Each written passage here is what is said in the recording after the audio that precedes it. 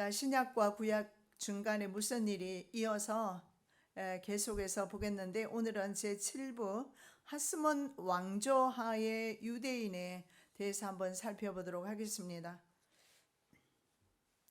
제7부 하스몬 왕조하의 유대인의 삶을 한번 살펴보도록 하겠습니다.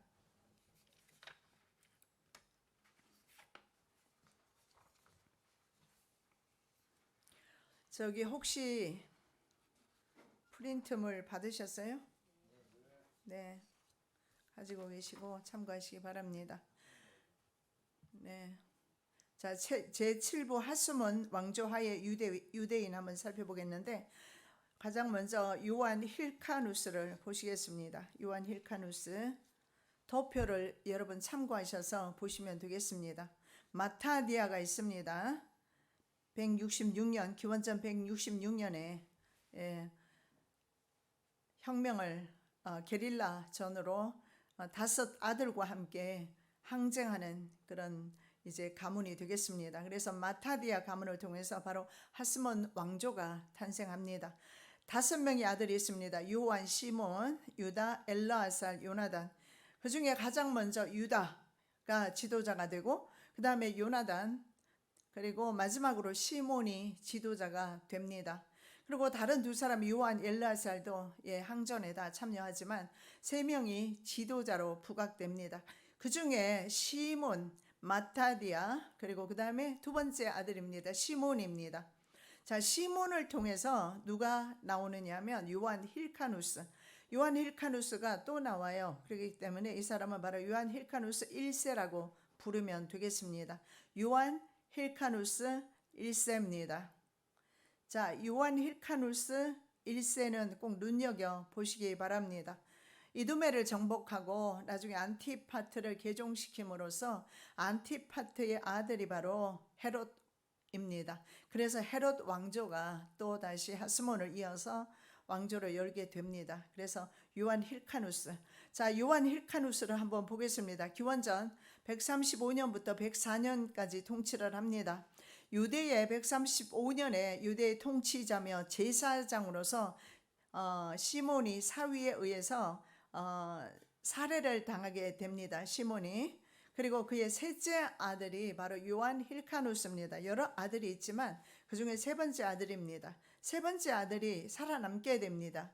주안 힐카누스라고 할 수가 있는데, 예루살렘 도시로 도피를 합니다. 그런데 이 예루살렘 시가 시몬의 많은 혜택을 받았기 때문에 자신을 이렇게 받아줄 거라고 생각을 합니다. 그래서 예루살렘 시로 도피를 했다가 주민들의 도움을 받으면서 자기 그 아버지를 죽인 사람이 바로 사위 아닙니까?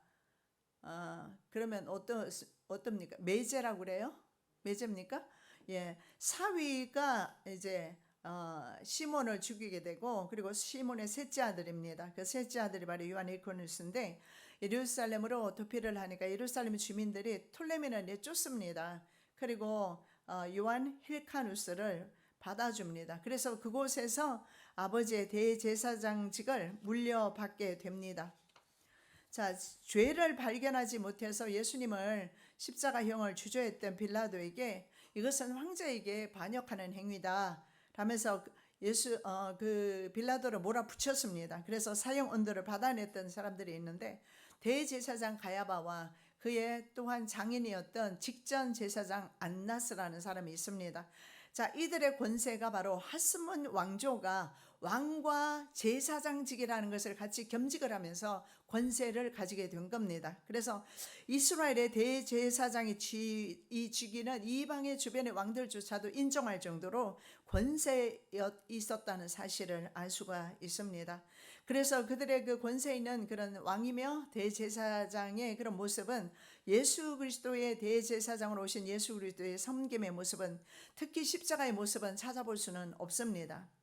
베드로 사도는 2장 9절에서 성도가 바로 왕같은 제사장, 로열 프리스트라고 그렇게 말합니다. 왕같은 제사장이 될 것을 말씀을 하지요. 그래서 이 하스몬 왕조 때부터 시작해서 왕이 대제사장직을 겸직을 했다라는 것을 우리가 좀 염두에 보면서 살펴볼 필요가 있습니다. 왜냐하면 당시의 종교 지도자가 바로 정치 지도자였기 때문에 그래요. 자, 시몬을 마지막으로 마타디아 다스다들은 모두 죽게 됩니다. 도표에서 여러분 보시는 대로입니다. 예, 시몬을 끝으로 해서 다 전쟁에서 죽거나 암살을 당해요. 그리고 이제 그 다음 세대로 이어가는데 주안 힐카누스가 그 다음 세대를 잇게 됩니다. 유대인에게는 그때부터 환란이 시작됩니다. 왜냐하면 수리아 군대, 다니엘서 11장에 나오는 북방 왕으로 그렇게 표현되고 있습니다. 셀루쿠스 왕조가 되겠죠. 수리아 군대가 예루살렘을 공격하고 그리고 나서 이제 장막절이 다가오게 됐습니다. 이 절기를 7일 동안 초막을 만들어서 지켜야 하는데 수리아 왕이 제사를 위해서 막대한 예물을 보내옵니다. 전쟁하다가 이제 전쟁을 멈추는 거예요. 그리고 우리 이스라엘이 장막절을 지켜야 된다 하니까 장막절을 지키게 해주면서 지킬 수 있도록 예물까지 보내옵니다. 그리고 안티오쿠스 7세, 그 사람 이름이 바로 시스테스입니다. 그 사람이 동맹을 제안하게 되고 요한 힐카누스 1세가 수락을 하면서 잠정적으로 유대 땅에는 자유가 상실됩니다. 동맹을 맺었으니까요. 그는 해마다 조공을 바칠 것을 요구하고 돈과 그리고 힐카누스 형제 중에 인질 그리고 다른 여러 인질들을 잡아갑니다. 그리고 이제 포위를 풀게 되지요. 자, 이때 힐카누스는 모든 무덤 중에서 가장 돈을 많이 묻어두었던 다윗 무덤을 열게 됩니다. 최초로 다윗 무덤을 이렇게 무덤을 열어서 돈을 꺼내서 외국 군대에 돈 준 사람은 이 사람이 첫 번째입니다. 그렇게 해서 그 돈을 거의 3,000달란트, 아주 천문학적인 그런 엄청난 돈, 아마 이 돈이 무덤에 묻혀 있으면 무덤 다 도굴 될 것 같아요. 근데 그렇게 도굴을 먼저 한 사람이 요한 힐카누스 1세다. 왜냐하면 이때 시리아와의 전쟁에서 졌기 때문에 그래서 불평등 조약을 맺습니다. 그래서 어쩔 수 없이 전쟁 배상금을 물어줘야 되기 때문에 그래서 무덤에서 돈을 빼내서 그것을 준 겁니다. 아마 유대인들은 무덤 위에 돈이 있다는 사실을 알면서도 감히 조상의 무덤을 파헤칠 생각을 안 했을 겁니다. 그러나 주한 힐카누스는 그렇게 해서 전쟁 배상금을 물게 됩니다. 자, 마타디아의 용명을 이어받았습니다. 요한 힐카누스도. 자, 요한 힐카누스가 이제 유대를 다스리는 동안에 안티오쿠스가 파르티아 왕과 전쟁을 하다가 죽게 됩니다. 그러면서 수리아 내에서도 왕위 쟁탈전이 친형제들끼리 있게 됩니다. 그래서 자기네들끼리 왕위 쟁탈전으로 자기네들끼리 전쟁을 하는 겁니다. 그래서 내전이 일어나게 되니까 이때를 기회로 해서 주한 힐카누스는 바로 이 시기에 그들의 간섭 없이 군사적 원정을 계속하게 됩니다. 그러면서 나라를 굉장하게 강력한 나라로 크게 성장시키는 것을 보게 됩니다. 그리고 그는 그의 신앙 자체가 근본주의 신앙을 가지고 있었어요. 왜냐하면 바로 북이스라엘, 남유다와 북이스라엘이 포함된 다윗 왕국 회복하는 것이 바로 하나님의 뜻이다 이렇게 믿었던 겁니다. 그래서 하나님의 뜻이라면 지속적인 정복으로 독립을 쟁취해야 된다 이렇게 믿고 정복 전쟁을 했어요. 그래서 시리아 해안 도시 그리고 이두메, 이두메는 참으로 중요합니다. 왜냐하면 이두메는 누굽니까? 그 에세의 후손입니다. 에돔족이죠. 에돔족을 이두메라고 합니다. 이두메에 안티파트가 있어요. 안티파테르라고 하기도 하는데 안티파트라는 사람이 이때 개종을 하게 되면서 헤롯이 거기에서 그 사람의 아들로서 나중에 왕위를 열기 때문에 그렇습니다. 자, 난공불락의 요새였던 사마리아와 갈릴리 지방도 정복합니다. 그래서 실제로 기원전 10세기 솔로몬이 정복했던 그 영토만큼 확장하게 돼요. 그래서 굉장히 요한 힐카누스는 정복 전쟁이 왕성했고 그리고 그 시리아 내전을 틈타서 그리고 지금 그 시대에는 로마가 아직까지는 그 수리아 지역까지 그 힘을 펼치지 못하고 있었어요. 그리고 힘을 투사시키지 못하는 그 국제적인 정세를 잘 알아서 요한 힐카누스는 이때 나라를 굉장히 국력을 신장시키고 그리고 영토를 확장하는 그런 것을 보게 됩니다. 자, 요단 동편 에세의 후손인 바로 에돔 왕국의 이두메 지역과 세계 문화유산에 등재되어 있어요. 굉장한 장관인데요. 바로 요새 페트라도 정복하게 됩니다. 그런데 나중에 폼페이 로마 장군이 와서 이 지역은 주민들에게 돌려줘 버립니다. 왜냐하면 요한 힐카누스가 뺏은 거라고 생각해서 이제 돌려주게 돼요. 자, 힐카누스는 유대계로 개종하는 이두메 사람을 살려주고 거부하는 사람을 이때 다 죽였습니다. 그렇게 해서 그들에게 할례를 행했고 유대 율법을 지키는 조건으로 자신의 고향에서 살게 해 주었습니다. 그래서 고향에서 살고 싶었던 사람들은 개종을 하게 되면서 할례를 받게 됩니다. 그리고 유대 신앙을 받아들이게 됩니다. 그래서 개종 유대인 중에 바로 중요한 신학시대에 정말 중요한 인물입니다. 헤롯 대왕의 아버지 안티파터입니다. 자, 안티파테르라고 부르기도 합니다. 영어를 바로 읽으면 안티파테르가 되겠죠. 안티파트 혹은 안티파테르입니다. 자, 그는 존 힐카누스의 신하였습니다. 원래 처음에는. 왜냐하면 이제 개종하면서 처음에 시작할 때는 존 힐카누스의 신하로 시작을 하지만 워낙 이 사람은요 정치술이 뛰어난 사람입니다. 정치력이 있어요. 그래서 로마가 사실은 새로운 세력 아닙니까? 국제사회에 나타나는 새로운 세력이 바로 로마였거든요. 수리아는 아닙니다. 그 다음 세력이 바로 성경에 나온 7무리 10뿔 짐승 로마입니다. 그런데 이 사실을 안티파테르는 알았던 것 같아요. 그래서 로마에 충성하면서 유대 총독이 됩니다. 그리고 그의 아들이 왕위에 오르게 되면서 헤롯 왕조가 시작됩니다. 그래서 헤롯 대왕은 이두메 사람이면서 종교적으로는 유대인입니다. 자, 요한 힐카누스는 1년간 사마리아 성을 포위 공격 끝에 점령하고 도시 흔적을 없애고 그리고 현재 나블루스라고 하는 곳이 바로 세겜이라는 곳입니다. 그 땅도 정복하게 됩니다. 그리고 그리심산 위에 세워져 있는 사마리아 성전 그 수가성 여인이 나오는 바로 사마리아 성전입니다. 파괴합니다.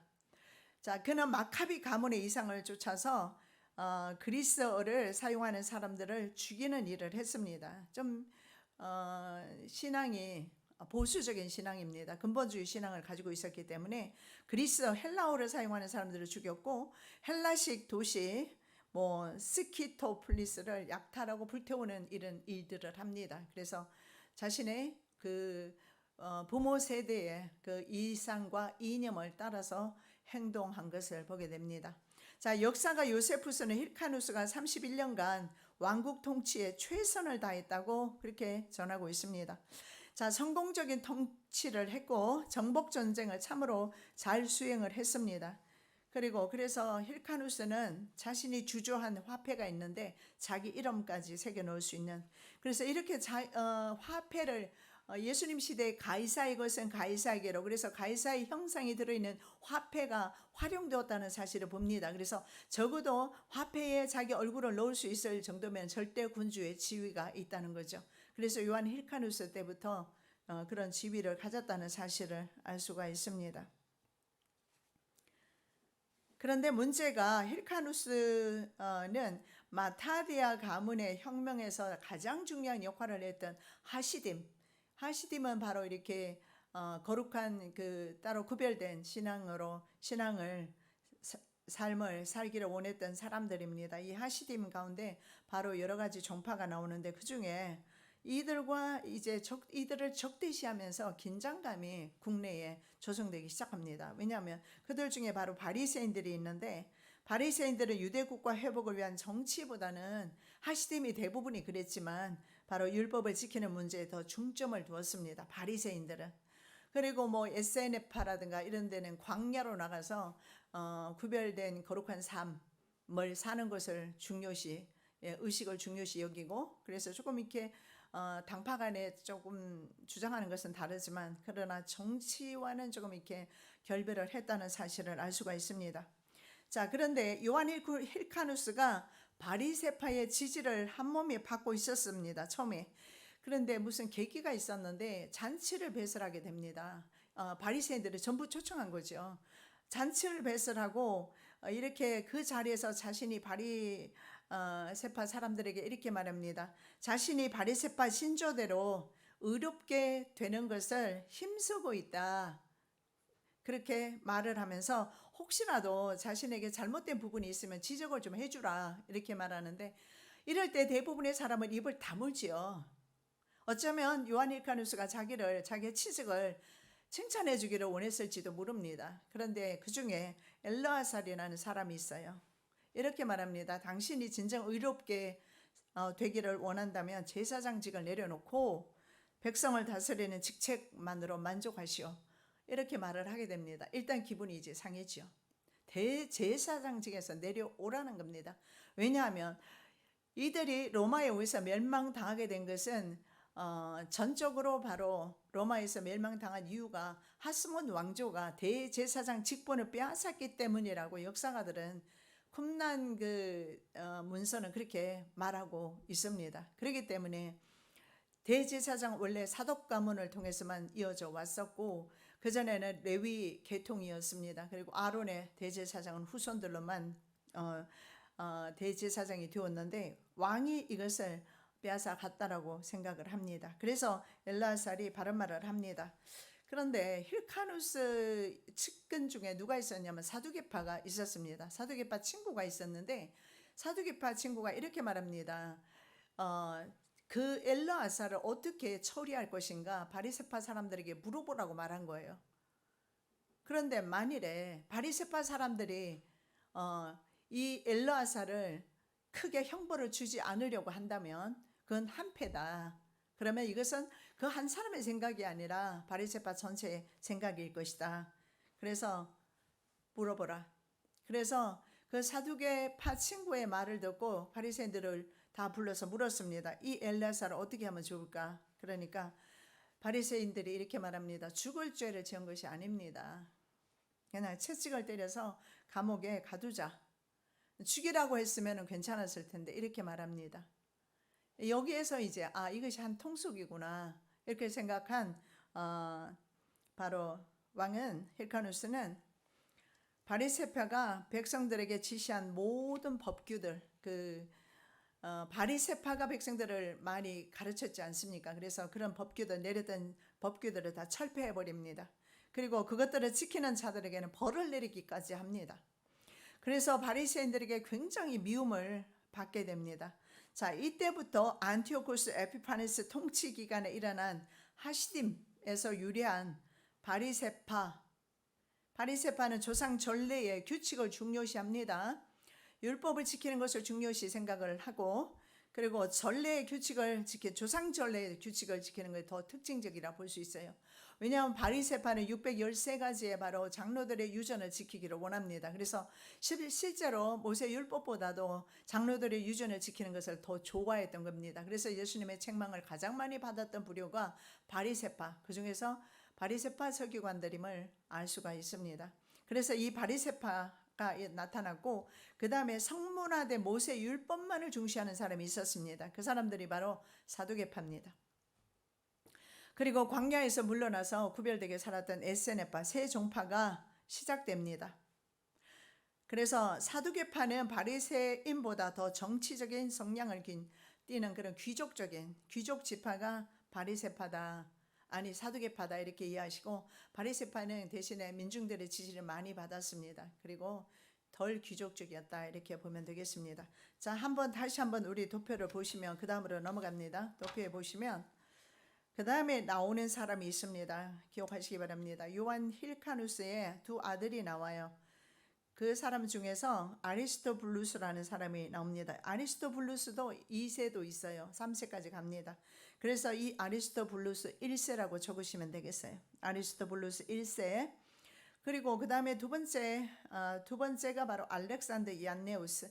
이 두 사람이 나중에 왕위를 이어받게 되는데 아주 짧게 왕직을 끝내게 됩니다. 자, 그 중에 보면 알렉산드라라는 여자가 나타나는데 붉은 줄로 되어 있는 것은 결혼 관계를 나타내요. 그래서 이 알렉산드라, 샬롬이라고 하기도 하는데, 알렉산드라가 아리스토블루스와 결혼했다가 아리스토블루스가 죽고, 그리고 알렉산더 얀네우스 동생에게, 그러니까 두 형제와 같이 결혼을 해요. 그래서 지금 결혼 관계가 어떻습니까? 양쪽으로 이어져 있잖아요. 아리스토블루스와 알렉산드 얀네우스. 이 두 사람은 친형제간입니다. 요한 힐크아누스와 요한 힐크아누스의 아들들입니다. 자, 마타디아의 둘째 아들이 바로 요한 힐카누스라고 했습니다. 31년간의 유대 통치를 다스린 후에 5명의 자손을 남기고 세상을 떠나는데 그때 유언을 남깁니다. 어떻게 남기느냐면 아내에게 세상을 통치하도록 그렇게 합니다. 아내가 여왕이 되도록 그렇게 한 거죠. 그리고 장남과 둘째 아들에게 예언을 하는데 너희들의 지배권이 오래가지 않을 것이다. 이렇게 예언을 해요. 왜 그렇게 했는지는 모르겠지만 너희들의 지배권은 오래가지 않을 거다. 근데 분명히 왕위는 아내에게 물려줬단 말입니다. 어쩌면 아들들이 어머니의 왕위를 빼앗을 것을 알았는지 모르겠습니다. 그래서 친어머니 알렉산드라를 아리스토블루스 1세가 정적으로 여기게 됩니다. 친어머니를. 그래서 스스로 왕이 되어서 어머니를 감옥에 가두어서 결국은 아들이 아리스토블루스 1세가 어머니에게 음식을 주지 않아서 어머니는 굶어서 죽게 됩니다. 그래서 통치를 하지를 못해요. 그리고 세 동생도 감옥에 다 가두어 버리게 됩니다. 아주 야만적이죠. 그리고 그는 네 번째 동생이 있는데 안티고누스라는 사람이에요. 자, 명절에 안티고누스가 무장 병사를 거느리고 예루살렘을 방문하게 됩니다. 왜냐하면 이때 아리스토블루스가 병상에 있게 됩니다. 그래서 형의 쾌유를 비는 기도를 예루살렘 성전에서 드리게 됩니다. 그래도 왕족이기 때문에 군사를 거느리고 다니지요. 그런데 사람들은 뭐라고 그 아리스토블루스에게 고자질 하느냐면 정말 정장 수트를 쫙 차려입고 군사들까지 거느리고 위용을 자랑하는 이 모습 속에서 백성들이 무엇을 볼 것인가? 틀림없이 왕의 모습을 볼 것이다. 이렇게 고자질을 하게 됩니다. 그래서 아리스토블루스는 경호 병사들에게 이렇게 명령을 내립니다. 지하 어두운 곳에 숨어 있다가 안티고누스가 무장하고 만일에 오면 그 자리에서 죽이라. 이렇게 말하고 다른 한편으로는 동생을 너무나 극진히 사랑했기 때문에 사람을 보내게 돼요. 너 무장하고 오지 마라. 그리고 사람을 정가를 보내요. 그런데 아리스토블루스의 왕비가 누굽니까? 알렉산드라 살로메. 그 패거리들이 전령을 불러서 이렇게 말합니다. 형이 너의 늠름한 군복 입은 모습을 보고 싶다. 그래서 군복 입고 무정하고 와라. 이렇게 전가를 해요. 그래서 동생은 형님이 그렇게 오라고 하니까 너무 좋아서 기쁜 나머지 들어오다가 깜깜한 데서 군사가 찔러서 죽게 돼요. 아리스토블루스는 자신이 제일 총애했던 동생이 바로 네 번째 동생인데 얼마나 총애를 했으면 공동 통치자로 대우를 했을 정도입니다. 그런데 그 동생 안티고누스를 죽이고 나서 그 죄책감으로 잠을 이루지 못하고 고통의 삶을 살았습니다. 그래서 창자가 썩어서 속에서 피를 토하는 그런 고통 속에서 살게 됩니다. 그래서 그 아버지가 요한 힐카누스가 예언한 대로 1년 만에 통치를 끝으로 죽게 돼요. 그런데 그때 이 각혈을 받아서 가던 시녀가 안티고누스가 죽어서 안티고누스가 흘린 피가 아직 그 자욱이 그대로 있는 상태, 지우지를 못한 상태에서 거기에서 바로 이 아리스토블루스 피를 쏟아버린 겁니다. 그래서 사람들이 전부 웅성거리기 시작해요. 그래서 왕이 말합니다. 내게 알게 하라. 무슨 일인가? 그랬더니 사실을 그대로 이제 왕에게 말합니다. 그래서 왕은 스스로 생각하기를 내가 내 동생을 죽인 벌을 받는다.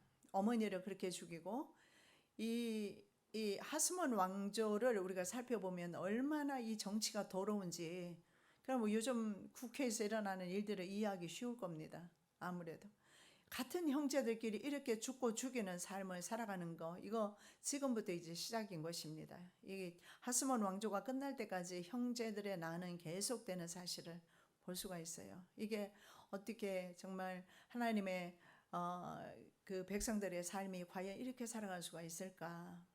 자기를 비우지 못하고 십자가를 지지 못하는 모습이 아닐까 생각합니다. 주님의 십자가와는 거리가 먼 모습들이에요. 아리스토블루스 1세는 하스몬 왕가에서 스스로 왕관을 쓰고 왕의 칭호를 공식적으로 사용한 것은 바로 아리스토블루스 때입니다. 요한 일카누스도 왕 같은 그런 직위를 가지고 살았지만 공식적으로 이제 첫 번째 사용했던 왕으로 칭호를 사용했던 사람은 주변에서 인정을 받았던 사람은 아리스토블루스 1세인데 포로 귀환 481년 3개월 만에 이제 일어난 일입니다. 자, 마카비 가문이 원래 헬라 문화를 거부하고 순수 유대 신앙 회복을 위해서 애를 많이 썼지요.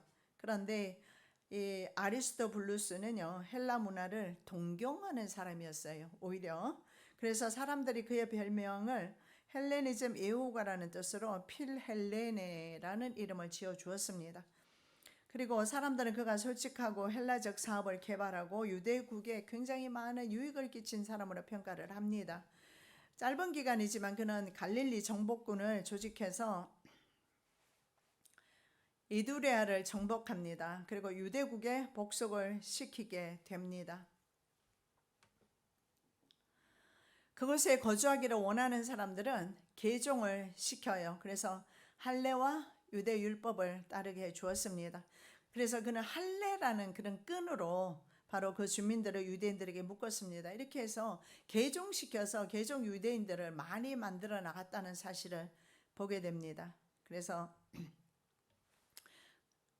바로 아리스토블루스 1세와 그의 동생 알렉산더 다음에 왕이 되는 얀네우스입니다. 서쪽 지중해 연안부터 동쪽 트랜스 요르단까지 이르는 역시 동일합니다. 다윗과 솔로몬 통일국가의 영토와 같은 영토가 돼요.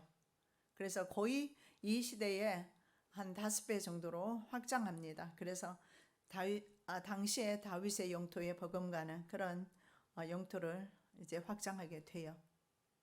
자, 그런데 아리스토블루스 1세가 죽습니다. 1년 만에. 왜냐하면 이렇게 어머니를 굶겨 죽이고 동생도 죽이고 다른 세 동생은 감옥에 가둬둡니다. 이렇게 5 형제를 이렇게 대우를 하면서 나중에 각혈을 하면서 1년 만에 죽게 되는 것. 그러면서 죽고 나니까 살롬의 알렉산드라가 생각을 해봅니다. 분명히 이제는 형제 중에 한 명이 왕이 되어야 되지 않겠습니까? 그러니까 그 형제 중에 형제들을 다 감옥에서 다 풀어줍니다. 그 중에서 제일 나이가 많고 그리고 신중하다고 판단되는 사람이 있는데 이 사람이 바로 알렉산더 얀네우스입니다. 그래서 알렉산더 얀네우스와 결혼을 하고 통치권을 그에게 넘깁니다. 얀네우스도 마찬가지로 마카비 원래 가문의 이상이 있지 않습니까? 그 가문을 이상을 따르지 않습니다. 헬레니즘 신봉자였어요. 그러니까 형님이나 동생이 동일하게 너무 속세적으로 나가는 모습을 볼 수가 있어요. 바리세파와 하시딤은 마카비 일가를 도와서 수리아 그러니까 셀루쿠스 왕조로부터 독립 투쟁을 이끌었던 종파입니다. 그런데 얀네우스 역시 바리세파 대신에 사두개파를 지지하게 됩니다. 그래서 경건한 자 하시딤의 기원을 두는 이 바리세파와 충돌을 하게 돼요. 그리고 이 사람에게는 결점이 있게 됩니다. 그게 뭐냐 하면 원래 대제사장은 성경에서 처녀와 결혼해야 합니다. 그런데 자신은 처녀와 결혼한 것이 아니고 왕위를 이어받기 위해서 형수와 결혼하지 않습니까? 그래서 형의 미망인과 결혼했기 때문에 사실은 대제사장직을 이어받으면 안 됩니다. 성경적으로 봤을 때 이건 불법입니다. 그런데 자신이 그럼에도 불구하고 대제사장직을 받았습니다. 그때 차라리 다른 사독 가문의 제사장을 세웠으면 평판이 좋았을 텐데 그렇게 하지 않아요. 자신이 대제사장 직분을 겸합니다. 그리고 왕직을 겸합니다. 그래서 바리새파 사람들과 백성들은 그를 지지하지 않게 돼요. 굉장히 미워하게 됩니다. 자, 유대 율법의 장막절에는요, 사람들이 손에 종려나무와 시트론 나뭇가지를 들어야 하는 것이 그게 관습이었던 것 같습니다. 그런데 장막절에 제사를 제사장이기 때문에 지내려 합니다. 그러니까 백성들이 몹쓸 자식이라고 우리 흔히 쓰는 말들이 있잖아요. 예, 그런 말을 쓰면서 몹쓸 자식이라고 욕하면서 축제 화관에서 뽑은 시트론 나뭇가지를 그에게 던지면서 야유를 보냅니다. 그래서 백성들로부터 심한 모욕감을 느끼게 됐지요. 예수님께서 십자가 지시기 직전 바로 종려주일입니다. 예루살렘 성에 입성할 때 사람들이 가지고 나온 것이 바로 이 종려나무입니다. 그래서 같은 거예요. 그래서 이 종려나무 가지 이런 것을 길에서 깔을 때는 보통 왕이 입성한다든가 그럴 때 사용했습니다. 그래서 그때 사람들이 종려나무와 이 시트론 나뭇가지를 바닥에 깔면서 호산나 호산나 이렇게 소리를 치게 됩니다. 이 호산나라고 부른 것은 예수님을 자신의 왕으로 물론 일주일 만에 그들을 다 버리지만 금요일날 되기 전에 그들을 다 버리고 도망가 버립니다만은 그러나 예루살렘에 들어오시는 예수님을 보면서 마카비 왕으로 마카비 가문이 실패해서 헤롯 왕에게 왕위를 빼앗기지 않습니까? 그래서 다시 한번 이제는 유대인의 왕으로 오신 예수님을 마카비의 후손으로 오신 예수님으로 아마 영접을 했을 수도 있겠습니다. 그래서 호산나 호산나 부릅니다. 이 호산나라는 말은요 호세아나 여호수아 같은 어원에서 온 말이 바로 호산나입니다. 그래서 이 말은 호쉬야는 구원자라는 뜻이에요. 구원. 그리고 호산나 할 때 나는 바로 지금이라는 뜻이에요. 그래서 호산나라는 뜻은 우리가 상식적으로 알아야 되는 것이 바로 지금 구원하소서 이런 의미가 있어요. 그래서 이스라엘 백성들은 지금 구원하소서 무슨 말입니까? 지금 로마의 억압으로부터 우리를 구원해 주세요. 아마 그렇게 부르짖었을 겁니다. 내 영혼을 구원해 주세요. 이런 외침보다는 예수님을 통해서 바로 정치적인 구원을 원하고 그 정치적으로 구원받기를 원해서 소리를 아마 쳤던 것 같습니다. 자, 알렉산더 얀네우스 역시 개인의 힘과 군대를 통해서 정복전쟁에서 영토상으로는 최절정에 이르는 업적을 이루게 됩니다. 그리고 문제는 지속적인 정복전쟁을 계속하게 되면서 전쟁만 하면 어떨까요? 국력이 아무래도 소모가 되겠지요. 그래서 국가의 독립 자체가 너무 많은 전쟁을 치르면서 위태롭게 하는 그래서 백성들이 원성을 더 많이 사게 됩니다. 그리고 바리새인들에게 지지를 받지 못해요. 그래서 백성들이 너무 알렉산더 얀네우스 왕을 미워하니까 알렉산더가 이렇게 말합니다. 자신에 대해서 악감정을 좀 버려줘라. 내가 어떻게 하면 좋겠느냐 그렇게 백성들에게 직접적으로 묻습니다. 자, 백성들이 바로 알렉산더 얀네우스에 뭐라고 말했는지 아십니까? 차라리 자살해라. 자살하라 왕에게 이렇게 말해요. 그리고 이 유대 백성들은 데메트리우스 유케루스 당시 수리아 왕입니다. 새롭게 왕이 된 그 왕에게 사신을 보내서 상호 방위 동맹을 체결합니다. 그리고 알렉산더와 바리세파 사이에 전쟁이 일어나게 돼요. 자, 그는 바리세파 반란이 일어나니까 6,000명의 동족을 죽여버립니다. 물론 바리새인들이겠지만 그리고 8,000명의 사람들이 그의 핍박을 피해서 자신의 왕인데도 불구하고 도망을 갔습니다. 그는 반대자들을 베톰의 시로 몰아놓고 그 시를 함락을 시킨 후에 첩들과 잔치를 하면서 800명이라는 사람들을 십자가에 매답니다. 그리고 그들이 십자가에 매달고 숨이 채 끊어지기 전에 처자식들을 데려와서 그들이 십자가에 달린 상태에서 처자식들을 죽이거나 혀를 잘라내거나 이렇게 참혹한 일을 하는 것을 보여줍니다. 그래서 그는 6년 동안 동족 5만 명 이상을 살해하게 됩니다. 참 이 정권이라는 것이 뭔지 모르겠지만 이렇게 무서운 것을 볼 수가 있어요. 그래서 그는 임종전에 그래도 잘못을 뉘우쳤다라고 그렇게 전해오고 있어요. 자, 사회사본 연구학자들은 그가 바로 경건한 지도자, 그 당시에 그 지도자를 뭐라고 불렀냐면 교사라고 불렀어요. 의의 교사. 그래서 초대 그 시대에 교사라는 그 직책 자체가 아주 지도자의 종교 지도자의 직책으로서 최고의 지위였다는 사실을 볼 수가 있습니다. 우리는 교회 교사를 별로 그렇게 귀하게 생각 안 하는지 모르겠지만 의의 교사는 정말 굉장히 존경을 받았고 당시에 이런 영적인 무리들을 이끌었던 사람들이 바로 사람이 의의 교사입니다. 그런데 이 의의 교사를 핍박한 사악한 제사장이 바로 알렉산더 얀네우스라고 그렇게 생각을 합니다. 자, 그는 전쟁터에서 이제 임종을 맞게 되어 죽게 되면서 살로메 알렉산드르 아내입니다. 아내에게 이렇게 말합니다. 지금 있는 사두개파 고문들을 파문해라. 그리고 바리새파를 좀 수용해라. 그리고 권력의 일부를 양보해라. 그러면 이 바리새파 사람들이 국민들, 백성들과의 관계를 화해시켜 줄 것이고 너무나 국민들의 원성을 많이 받았지 않습니까? 그래서 알렉산드라가 자신을 매장하는 것보다도 바리새인들에게 맡기면 자신을 매장을 더 잘해줄 것을 알았던 겁니다. 그래서 이렇게 바리새파를 수용을 해라. 그렇게 하면 앞으로 이제 자기 아내 알렉산드라가 이제 통치를 하게 돼요. 통치를 하게 되는데 알렉산드라가 통치했을 때 살로메 알렉산드라입니다. 통치하게 되었을 때 그 통치의 중간 역할, 백성과 다리 역할을 해주는 사람이 바로 바리새파가 될 것이다. 이때부터 바리새파가 다시 등용이 되면서 알렉산드라가 통치하면서 이 바리새인들의 권세가 예수님 시대까지 가게 돼요.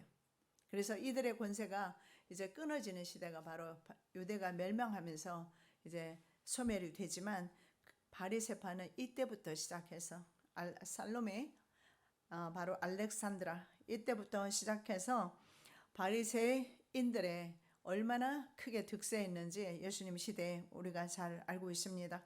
그래서 자신의 장례도 잘 치러줄 것이다 그렇게 유언을 했는데 바로 그대로 시행을 했습니다. 그랬더니 바리새인들이 정말 장례식을 잘 치러주었고 그리고 27년의 통치로 그의 통치를 마감을 합니다.